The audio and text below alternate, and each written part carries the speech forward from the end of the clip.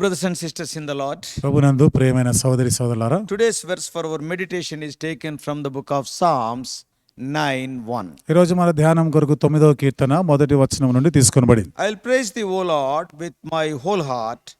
I will shew forth all thy marvelous works. నా పూర్ణ హృదయంతో నేను యెహోవాను స్తుతించెదను. యెహోవా, నీ అద్భుత కార్యములన్నిటిని నేను వివరించెదను. David praises God in a song which follows the acrostic pattern. దావీదు ఇక్కడ ఈ కీర్తనలో దేవుని స్తుతిస్తూ ఇది మనము అక్షర మాల ప్రకారంగా అనుసరించి ఆయన కీర్తన రాస్తున్నాడు. The psalm is divided into phrases which begin with the successive letters of the Hebrew alphabet.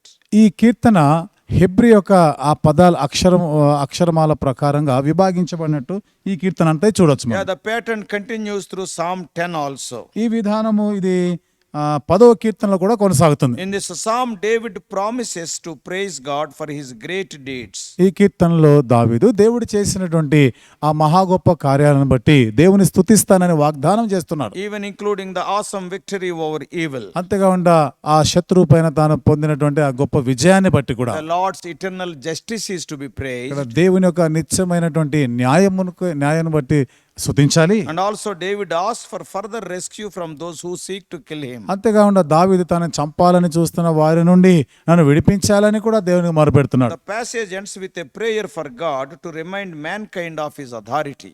ఈ భాగంలో దావీదు మనుషుల పైన దేవునికి ఉన్నటువంటి అధికారాన్ని జ్ఞాపకం చేస్తున్నాడు. And in first 8 verses, మొదటి 8 వచనాల్లో they opens the song as David ascribes praise to God. ఈ కీర్తన దావీదు దేవుని స్తుతిస్తున్నట్టుగా ఆరంభించబడుతుంది. He celebrates the Lord for saving him and his army from the nations that attacked him and his people. తనను రక్షిస్తూ అలాగే తన సైన్యం ఇతర అన్య దేశాలు వారిపై దాడి చేస్తున్న వారి నుండి సైన్యాన్ని కూడా విడిపించిన సందర్భాన్ని బట్టి దేవుని స్తుతిస్తున్నట్టు చూస్తాం. He recalls the triumph the Lord accomplished over the enemy. దేవుడు శత్రువులపైన వారికి ఇచ్చిన ఆ విజయాన్ని జ్ఞాపకం The చేసుకుంటున్నాడు. victory evidenced the Lord's righteous judgment and sovereignty. ఇక్కడ విజయము దేవుని యొక్క నీతిగల న్యాయము అయిన సార్వభౌమత్వానికి రుజువుగా ఉంది. And the nations perished, but the Lord's name lives forever. జనములు నశించినారు కానీ యెహోవా నామము నిత్యం నిలిచి ఉంటుంది. David's praise in this psalm seems focused on Israel's victory over other nations who attacked them. That is what we read in verses 3 to 6. ఈ కీర్తనలో 3 నుండి 6 వచనాల్లో మనం చదువుతున్నాం. దావీదు దేవుని స్తుతిస్తున్న సందర్భాలు, దావీదు పైన లేదా వారిపైన శత్రువులు దాడి చేస్తుండగా దేవుడు వారిని విడిపించాడు. If you see the life of David, దావీదు జీవితంలో మీరు చూస్తే the practice of crediting the Lord with victory, not himself, was a consistent theme in David's life. దావీదు జీవితం అంతట్లో కూడా ఆ శత్రువులపైన యుద్ధాలపైన విజయం ఎప్పుడు కూడా దావీదు ఇది నేను చేసిన తన కొరకు ఆయన చెప్పుకోలేదు. దేవుడు ఇచ్చినాడు, దేవుడే దీనికి కారకుడు అని చెప్పేవాడు. When he was just a youth, he battled Goliath, the Philistine giant. బాలుడుగా ఉన్నప్పుడు మనం చూస్తున్నాం అజానుభావుడు అయినటువంటి ఆ గొలియాదుని చంపినాడు. Though the king put on his armor on David, that is King Saul, అంటే సౌలు రాజు తన యుద్ధాయుధాలన్నీ కూడా దావీదుకి ఆ యుద్ధ కవచాలు దావీదుకి తొడిగించిన David could not go to the battle so clothed because he had not tested the armor earlier. దావీదు ఇవన్నీ ధరించుకొని యుద్ధానికి ఒక అడుగు కూడా ముందుకు వేయలేకపోయినాడు. ఎందుకని ఇంతకు పూర్వం ఇలాంటి అనుభవం ఏమీ లేదు ఆయనకి. Thus with only a staff and sling and 5 smooth stones, David approached Goliath. అలాగున కేవలము రాళ్ళు తీసుకొని ఒక వడిసెల మాత్రం తీసుకొని ఆయన గొలియాదుని ఎదుర్కోవడానికి ముందుకు పోయినాడు. And he says in 1 Samuel 17, మొదటి సమూయేలు గ్రంథం 17వ అధ్యాయంలో ఆయన చెప్తున్న మాటలు 45 to 47, 45 నుండి 47 వచనాల్లో, I come to you in the name of the Lord of hosts, the God of the armies of Israel. I come to you, 1 Samuel 17:45. ఇశ్రాయేలీయుల సైన్యములకు అధిపతి యెహోవా పేరట నేను నీ మీదికి వచ్చుచున్నాను. This day the Lord will deliver you into my hand. ఈ దినమున యెహోవా నిన్ను నా చేతికి అప్పగించును. And verse 47 says, 47వ వచనంలో for the అంటాడు, battle is the Lord's and he will give you into our hand. యుద్ధం యెహోవాదే, ఆయన మిమ్మును మా చేతికి అప్పగించునని చెప్పెను. This is the attitude of David right from the ఇది beginning. ఆరంభం నుండి కూడా దావీదు వైఖరి ఇది. Though he got many victories, ఎన్నో విజయాలు సాధించిన he never has taken the credit for all those victories. ఈ విజయాలన్నిటి కూడా తాను సాధించినట్టుగా ఎప్పుడు చెప్పుకోలేదు. The same Lord gives victory to his people today. ఆ దేవుడే ఈ దినం తన ప్రజలకు కూడా విజయం ఇచ్చేవాడు. Paul writes, పౌలు రాస్తున్నాడు, we are more than conquerors through him who loved us. మనల్ని ప్రేమించుచున్న వాని ద్వారా మేము అన్ని విషయంలో అత్యధిక విజయశాలురమంటాడు. Romans 8:37. Roma 8:37. If we see this in a bit more detailed way, ఈ మాటలు ఇంకా కొంచెం వివరంగా మనం చూస్తే in most of scripture God speaks to mankind. ఎక్కువ శాతం లేఖనాల్లో దేవుడు మానవాళితో మాట్లాడుతున్నాడు. The poetic books of the Old Testament are unique because in them man speaks to God. పాత నిబంధనలో పద్య రూపంలో ఉన్నటువంటి భాగాలు మనం Prophetic books. ప్రవచనాత్మకమైనటువంటి ఈ పుస్తకాలను మనము గమనిస్తే మానవుడు దేవునితో మాట్లాడుతున్న సందర్భాలు ఎక్కువ చూస్తున్నాం. The poetic book, see, in the prophetic books, చూడండి, మరి ఈ ప్రవచనాత్మకమైన గ్రంథాల్లోనైతే God speaking to man. దేవుడు మనుషుడితో But in మాట్లాడుతున్నాడు. the poetic books, అలాగే మన పద్య భాగాల్లో మనం చూస్తే man speaking to God. మానవుడు దేవునితో మాట్లాడుతున్నాడు. So human authors used the poetic structures available to them in attempts to surpass the limits of human language to recreate the experience with God. కాబట్టి మానవుడు మరి దేవునితో కూడా మాట్లాడేటువంటి విషయానికి వచ్చినప్పుడు ఇందులో ఈ అనేక భాగాలు వాళ్ళు అట్లా ఉపయోగిస్తా So ఉన్నారు. he used that human knowledge, Mano- put them in the form of poems, and they spoke to God. మానవ జ్ఞానం పద్య రూపంలో ఉపయోగిస్తూ దేవునితో మాట్లాడుతున్నాడు. In Psalm 9, 9వ కీర్తనలో David expresses his personal relational theology. దావీదు తన వ్యక్తిగతమైనటువంటి ఆ వేదాంతాన్ని The God వ్యక్తపరుస్తాడు. of Israel is the sovereign ruler of the whole earth. ఇశ్రాయేలు దేవుడు సర్వభూమికి ఆయన తీర్పరి అయి ఉన్నాడు. He rules justly, fairly, and equitably. నీతి న్యాయముతో కూడా ఆయన రాజ్యం చేయవాడు. Sometimes this truth is hard to accept. కొన్నిసార్లు ఈ సత్యాన్ని మనం గ్రహించుట చాలా కష్టంగా ఉంటుంది. Sometimes when we experience sin and evil, కొన్నిసార్లు మనము పాపము దుష్టత్వాన్ని ఈ why అనుభవం it కూడా has వెళ్తున్నప్పుడు happened like that. ఎందుకని ఇది ఇట్లా జరిగింది. So we identify with the Psalms because they express that struggle. కీర్తనలతో మనం ఐక్యపరచుకుంటాం ఎందుకనగా ఇక్కడ ఈ పోరాటాలు గుండా వెళ్ళిన అనుభవాలు ఉన్నాయి కాబట్టి. Pursuing answers to those questions glorifies God. ఈ ప్రశ్నలకి మన జవాబుని వెంటాడుతుండగా అది దేవుని మహిమపరుస్తుంది. We learn more about him along the way, and in the end we realize God is far too big for us to comprehend. మనం ఆయన గురించి ఎక్కువగా మనము తెలుసుకుంటా ఉంటాము, ఎక్కువగా ఎరుగుతా ఉంటాము. అది మనకి ఇది అర్థమవుతా And ఉంటుంది in ఇక్కడ. the end what we will understand, ఈ చివరిలో మనకి ఏం అర్థమవుతుంది. God is very big for us to understand. దేవుణ్ణి మనం అర్థం చేసుకోవడానికి ఆయన చాలా గొప్పవాడు. So because of that, the purpose of this process is worshiping. Oh, you are so great. అందుని బట్టే కదా ఈ ఆరాధన ప్రక్రియ కొనసాగేది. దేవా నువ్వు అంత గొప్పవాడివి.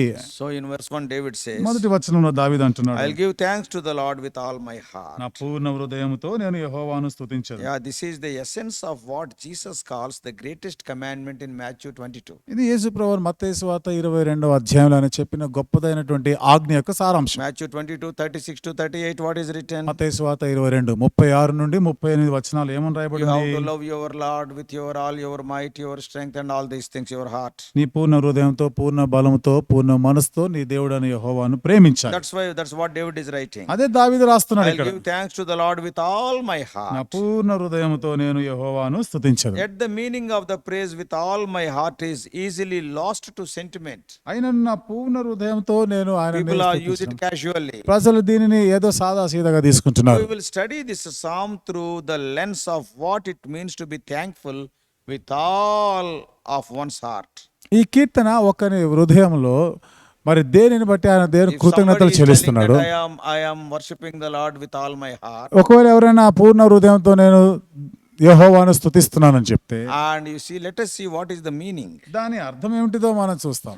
Heartfelt thanksgiving is authenticated by worshipful living. హృదయపూర్వకమైనటువంటి కృతజ్ఞత ఆరాధనతో కూడా మనం జీవించే దానితో అది రుజువుపరచబడుతుంది. Whatever you are telling through your mouth నీ నోటి ద్వారా, మాటల ద్వారా నువ్వు ఏవైతే చెప్తున్నావో should be proved through your living. అది నీ జీవితం ద్వారా రుజువుపరచబడాలి. The true worshipper lives in wonder that compels him or her to tell others about it. నిజమైనటువంటి ఆరాధకుడు ఇతరులు దాని గురించి వారు చెప్పగలిగేటట్లుగా వారిని ప్రోత్సహించేటట్లు ఉండాలి. God, his character, his works are marvelously extraordinary. దేవుడు ఆయనకు గుణ లక్షణాలు, ఆయన చేసే కార్యములు ఇవన్నీ కూడా చాలా అద్భుతమైన ఆశ్చర్యక్రియలు. As the days pass by, దినాలు గడుస్తున్న కొలది we are in a danger of losing our sense of wonder. మనము ఈ అద్భుత కార్యాలు, ఆశ్చర్యకార్యాల గురించినటువంటి ఆ గ్రహింపు కోల్పోయేటువంటి ప్రమాదం ఉంది. But this can be avoided because wonder is a result of what we meditate on. అయితే దీన్ని మనము తప్పించుకోగలం, ఎందుకంటే మనము ఈ అద్భుత కార్యం ఏమిటనగా అది మనం వాటిని ధ్యానించటం వల్ల.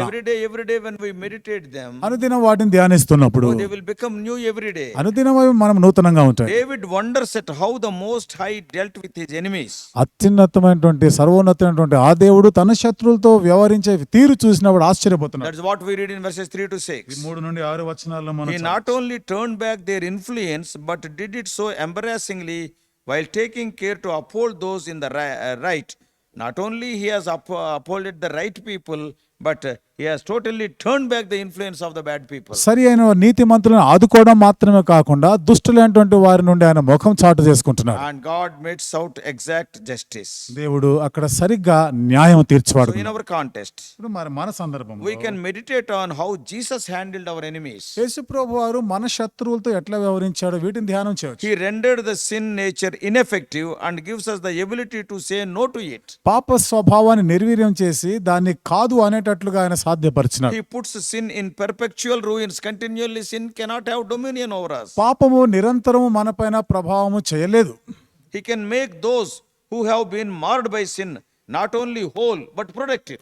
చూడండి, కాబట్టి ఈ పాపం, Those people who are marred by sin, అరే పాపం చేసినటువంటి వారు, those people who are affected and troubled by sin, ఆ పాపం యొక్క ప్రభావాన్ని బట్టి వారు ఇబ్బందికి గురైనటువంటి వారు, he has not only forgiven them and made them whole, వారిని క్షమించి వారిని సంపూర్ణంగా చేయడం మాత్రమే he కాకుండా has not left them there as neutral people. అంతటితో వారిని అట్లా వాళ్ళని ఆయన విడిచిపెట్టలేదు, తటస్థంగా విడిచిపెట్టలేదు. They made him productive people. అయితే వారిని ఉత్పాదకులుగా చేసినాడు. He has removed the shade of death. ఆయన ఈ మరణ ఛాయను తొలగించినాడు. Isaiah 25:8, యెషయా గ్రంథం 25:8, Psalm 23:4. 23వ కీర్తన Now 4వ no వచనం. fear of death. ఇప్పుడు మరణ భయమే లేదు. So thanksgiving is truly heartfelt when the worshippers' gladness and exultation is sourced in the Lord. కృతజ్ఞత నిజంగా హృదయపూర్వకమైనటువంటి ఆరాధించేవారు నిజంగా ఎప్పుడైతే దేవుడే సమస్తం ఆధారమై ఉన్నాడని వాళ్ళు ఆయన The ఆరాధిస్తుంటారు. most important person in your life will be the one you know the most about. నీ జీవితంలో అత్యంత ప్రాముఖ్యమైనటువంటి వ్యక్తి ఎవరే ఉంటారో అతని గురించి నువ్వు ఎక్కువగా తెలిసి ఉండట. David proved that he knew a lot about Jehovah.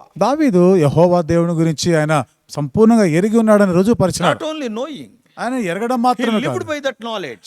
ఆ ఎరుకను బట్టి ఆయన జీవించాడు So కూడా. heartfelt worship and holy living must be balanced. హృదయపూర్వకమైనటువంటి ఆరాధన నువ్వు సంపూర్ణమైనటువంటి జీవితం సమతుల్యంగా ఉండాలి. Some people they will be worshiping the Lord so beautifully. Life is not in a balance with that. కొంతమంది ఎంత చక్కగా అందమైన విధానంలో ఆరాధిస్తారే గాని వారి జీవిత విధానానికి దీనికి పొంతన ఉండదు. Yes, the thoughts of David were framed in an eternal perspective. దావీదు యొక్క ఆలోచనలన్నీ కూడా నిత్యమైనటువంటి దృక్పథంతో నిర్మించబడి The ఉన్నాయి. Lord has power to rule and judge the whole earth righteously. దేవుడు నీతి న్యాయములతో సర్వలోకమును తీర్పు తీర్చే అధికారం కలిగివాడు. No one can help like God can in times of trouble. కష్టకాలంలో దేవుడు ఆదుకొని సహాయం చేసినట్లుగా ఏ మానవుడు ఎవరు చేయలేరు. Knowing his name and character inspires the trust. ఆయన నామమును ఎరిగి ఉండి ఆయన గుణ లక్షణాలను ఎరిగి ఉండుట ఆయనపై మనం నమ్మిక ఉంచగలిగేటట్లుగా ప్రేరేపిస్తుంది. A heart filled with praises to the Lord in song is genuinely thankful. పూర్ణ హృదయంతో మనం ఆయనను ఆరాధిస్తుండగా మరి వాస్తవమైనటువంటి తలంపులు ఆయన గురించి మనకు వస్తా ఉంటాయి. And we will be singing. మనం పాటలు That is పాడుతుంటాం. 9th chapter 11 to 18. ఇది 9వ కీర్తన 11 నుండి 18 వచనాలు. The content of David's song is twofold. దావీదు కీర్తనలో ఉన్నటువంటి ఆ సారాంశాన్ని ఆ సందర్భాలని రెండు విధాలుగా ఉన్నాయి. God's requirements in judgment are severe, దేవుని యొక్క తీర్పులు అవి చాలా తీక్షణమైనవిగా but ఉంటున్నాయి. even in justice God is merciful. మరి అయినా కానీ దేవుడు తన తీర్పు తీర్చే విషయంలో చూస్తే న్యాయం విధించే విషయంలో ఆయన కనికరం He is చూపువాడు. magnanimous. ఆయన ఎంతో గొప్పవాడు. ఆయన Datru. ఆయన దాతృత్వం గలవాడు. Personally interested in us while still being so great. కాబట్టి ఆయన అంత గొప్పవాడి నుండి కూడా దాతృత్వం గలవాడే ఉండి వ్యక్తిగతంగా ప్రతి మనిషిని గురించి పట్టింపు కలిగి He ఉన్నాడు. is so holy, ఆయన అంత పరిశుద్ధుడు, so loving. అంత ప్రేమ గలవాడు, Mercy, కనికరం గలవాడు, truth. సత్యం See, at గలవాడు. the cross, సిలువ దగ్గర if ఏమైంది? we read Psalm 85:10, 85వ కీర్తన 10వ వచనంలో చదివితే mercy and truth met. కృపా సత్యములు ఒకదానికొకటి ముద్దు పెట్టుకుని కలుసుకున్నాయి. One side he is truthful, ఒకవైపు ఆయన సత్యవంతుడు, and other side he is showing mercy. మరొక వైపు ఆయన కనికరం కృపను చూపుతున్నాడు. Truth demands, yes, the judgment or the punishment for sin. సత్యం ఏమని చెప్తుంది? నువ్వు చేసిన పాపానికి శిక్ష భరించాల్సిందే. And whereas the mercy forgives sin. మరి అదే కనికరం మాటకు వస్తే పాపములను క్షమించాలని కోరుతుంది. What a wonderful character. ఎంత అద్భుతమైనటువంటి గుణలక్షణం కదా. So he has taken care of the severe requirement in the sacrifice of Jesus Christ. యేసుక్రీస్తు ప్రభువారి బలియాగంలో ఆయన ఎంతో తీవ్రమైనటువంటి విధానంలో ఆయన So స్పందించాడు. David not only spoke or sing about God's holiness. దావీదు ఇక్కడ దేవుని యొక్క పరిశుద్ధత గురించి కేవలం ఆయన చెప్పడము పాడడం మాత్రమే కాదు. David also sings that God is gracious. దావీదు దేవుడు కృపగలవాడని కూడా పాడుతున్నాడు. His every action towards his people is gracious. తన ప్రజలలో ఆయన జరిగించే ప్రతి క్రియ కూడా ఎంతో దయతో చేసేది. Grace is the basis of all our interaction with God as his redeemed people. మరి ఆయన ద్వారా విమోచించబడిన ప్రజలంగా దేవునితో మనము చేసే ప్రతి క్రియలో కూడా ఆయన కృపయే ప్రధానమైనది. When these things are true of you, ఇవన్నీ కూడా నీ జీవితంలో ఇది సత్యమైనప్పుడు you can genuinely claim to be thankful with all your heart. నీ పూర్ణ హృదయంతో ఆయనకి కృతజ్ఞతలు నువ్వు చెల్లించగలవు. David is telling, దావీదు చెప్తున్నాడు, all my heart I thank. నా పూర్ణ హృదయంతో నేను యెహోవాకు కృతజ్ఞతలు చెల్లించాను. Such a holy and righteous God. అంత పరిశుద్ధుడు మరి నీతిమంతుడైన Such దేవుడు. a just and God of justice. ఆయన నీతి న్యాయము గల తీర్పు తీర్చే దేవుడు. What a grace and mercy, loving kindness, compassion he has shown towards us. మరి ఎంతటి కృప దయా దాక్షిణ్యము కరుణ వాత్సల్యం చూపించాడు ఆయన. He is balancing his worship with his lifestyle. ఆయన తన యొక్క ఆరాధన జీవితాన్ని తన జీవిత విధానంతో ఆయన సమతుల్యంగా చేస్తున్నాడు. Let us be like that. మనం కూడా ఆ రీతిగా ఉందాం. Let us pray. ప్రార్థన చేసుకుందాం. Loving heavenly Father, ప్రేమగల మా పరలోకపు తండ్రి, thank thee for the life of David. దావీదు జీవితాన్ని బట్టి వందనాలు He చెల్లిస్తున్నాం. knows about you and also he knows about himself. ప్రభువా మీ గురించి ఎరిగి ఉన్నాడు, మీ గురించి మిమ్మల్ని ఎరిగి ఉన్నాడు, మీ గురించి సమస్తం ఎరిగి ఉన్నాడు. And also in his whole life, these things are balanced. తన జీవిత కాలం అంతట్లో కూడా ఈ విషయాలన్నీ కూడా ప్రభు ఎంతో సమతుల్యంగా ఉంచినాడు. Such a great God had mercy on me, he could tell. అంత గొప్ప దేవుడు నా యందు కనికరం చూపించినాడని చెప్పగలిగినాడు. The more we know about you, ప్రభు నీ గురించి మేము ఎంత ఎక్కువగా the తెలుసుకుంటాం, more we fear you, ప్రభు అంత ఎక్కువగా మీ యందు భయభక్తులు కలిగి because ఉండగలం. you are a holy God. ఎందుకనగా నువ్వు పరిశుద్ధుడైన దేవుడు. The more we love you also because you are a merciful God. ప్రభు మేము మిమ్మల్ని అంత ఎక్కువగా ప్రేమించగలం, ఎందుకనగా నీవు కరుణ వాత్సల్యత గల దేవుడు. Help us to have this experience in a balanced way. ప్రభు ఈ అనుభవాన్ని ప్రభు సమతుల్యమైన విధానంలో మేము కలిగి ఉందాము గాక. We do pray in the most holy name of our Lord and Savior Jesus Christ. మా ప్రభువును రక్షకుడైన యేసుక్రీస్తు వారి అత్యంత పరిశుద్ధమైన నామములో ప్రార్థించి వేడుకుంటున్నాం తండ్రి. Amen. ఆమేన్.